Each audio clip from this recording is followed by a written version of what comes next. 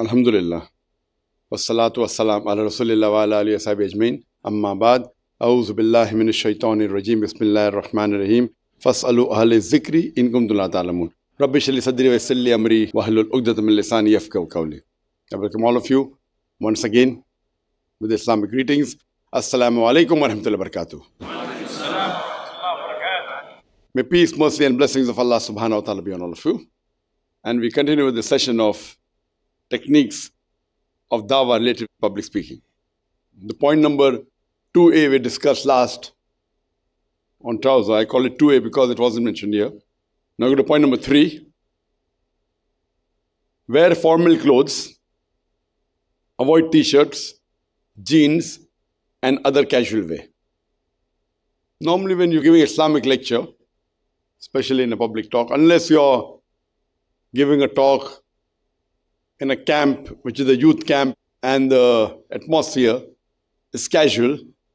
And then if you wear a casual clothes, no problem. But imagine if you have gone for formal lecture and you're wearing t-shirt, which is half sleeves, and then Bermudas and stone-washed jeans. It doesn't give a very good appearance. So when you're giving Islamic talk, always be formal, unless it is specifically meant where you're going or giving a talk in a youth camp or where they've gone for picnic. In this situation, if you wear formal, no problem. But if you wear casual in this particular situation, it can be an exception. Generally, it's preferable under normal circumstances, you should wear formal clothes.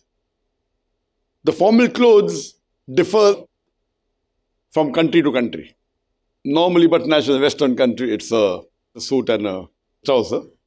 Or it can be a trouser and a shirt, but a formal shirt, not a t-shirt with something mentioned. Normally, I find that sometimes something is mentioned which is not even Islamically correct on the t-shirt, and it goes against the purpose of your talk.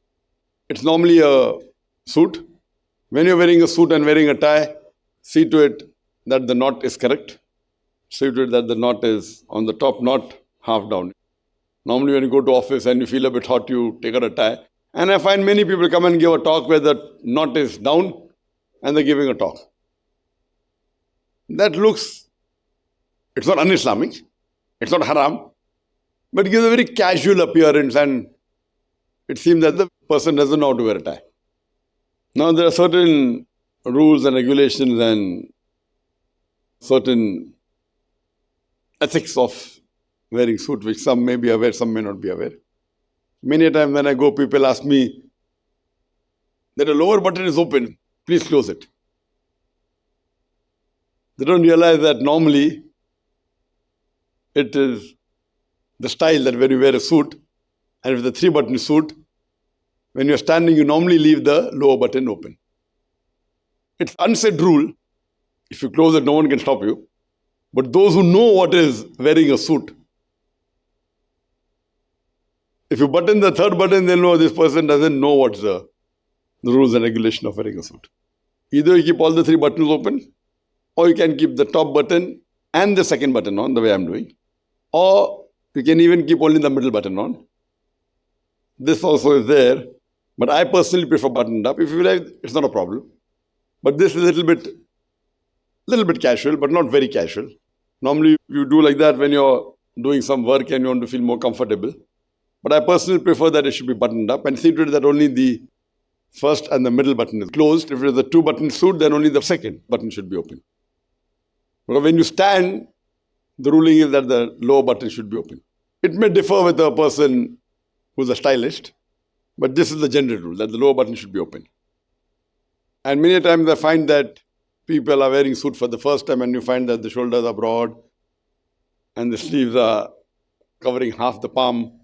Some people, they buy a suit and if it's mentioned the Chiruti, so they keep the Chiruti brand. They're supposed to cut it and they think that it should be there.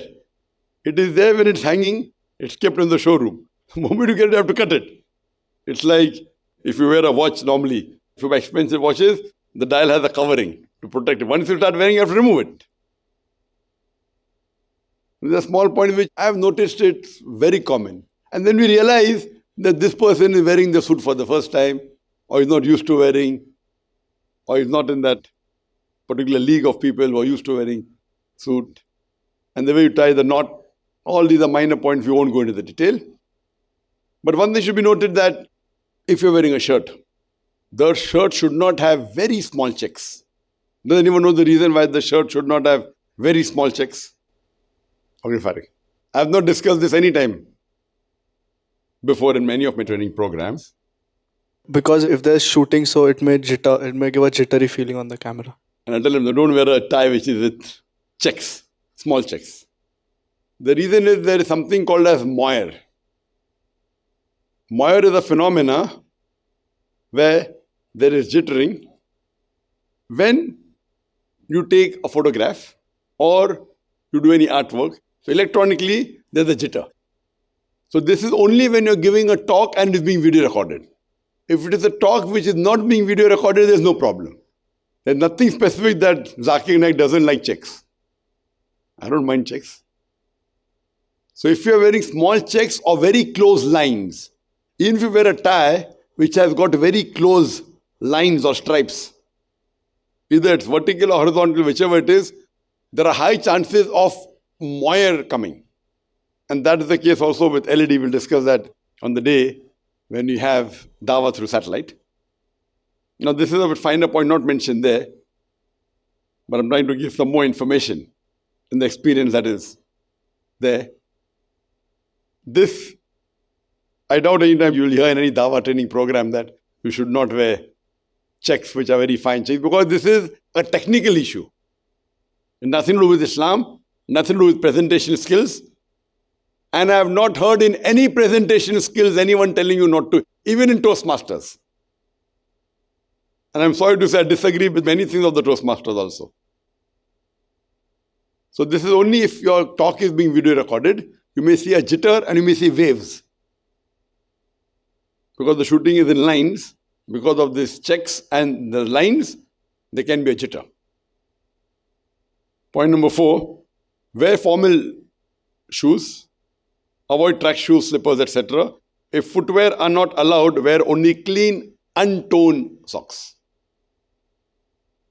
When you wear shoes, it should be formal shoes. You may get a latest Nike shoes, very expensive, but imagine it's an ankler and unless you're going to a youth camp where they have gone for a camp or for a picnic, it's okay. Otherwise, it doesn't give that. Preferably formal. Some people go out of the way to give that casual look. Normally, I don't prefer that. So wear formal shoes. Imagine if you're wearing completely blue color shoes with that Nike emblem and those things shining. It's not haram. Many people do it. But there's a formal dress code. And when I ask that when you go to a particular invitation or gathering in a 5-star hotel, you won't find a person coming in Bermuda. They won't allow you also. There are high-end gatherings where they say black tie. Black tie means what? Who knows black tie? Black tie. Okay, Arshi, what's the black tie? It's the tuxedo, or you can say the bow tie that they talk about. It's not this black tie. Some of our Muslims will go with black tie. Black tie actually is a black bow. It's a black suit. The dress code is mentioned there, many a time mentioned. Dress code, formal. Dress code, black tie. Black tie means black suit and black bow. Fine. When I was asked, I was going to talk in one of these, the 100 most powerful Muslims in UK, and the dress code was black tie. And that if you want me, I'll come in my normal, otherwise I won't give a talk. They agreed, alhamdulillah. Sometimes I like being myself. Not that wearing a black bow is wrong, but I have an identity. So I wore my own thing, my own dress, and I went and I gave a talk. I was supposed to be one of the main speakers there. So it's a formal. So similarly, I believe that when you're giving lectures in audiences, in public, unless to youngsters in a particular occasion, better be formally dressed it gives a better impression. If you're talking something which is very hilarious or joking, that time you wear these clothes, there's no problem. Islam is something which is serious, but you can joke in between. That is Islamic jokes, will come to it later on. La ilaha illallah, la ilaha illallah, la ilaha illallah, Muhammadun Rasulullah, Muhammadun Rasulullah. أرجو رضاك يا الله، أنت الرحيم يا الله، هبني عطاك يا الله، أنت الكريم منك العطاء يا الله، أنت العظيم يا الله، فيك الرجاء يا الله، أنت الحليم الرحمن الستار ملك الملك الغفار الوهاب المنان المتعال. الرحمن الستار ملك الملك الغفار الوهاب المنان المتعال.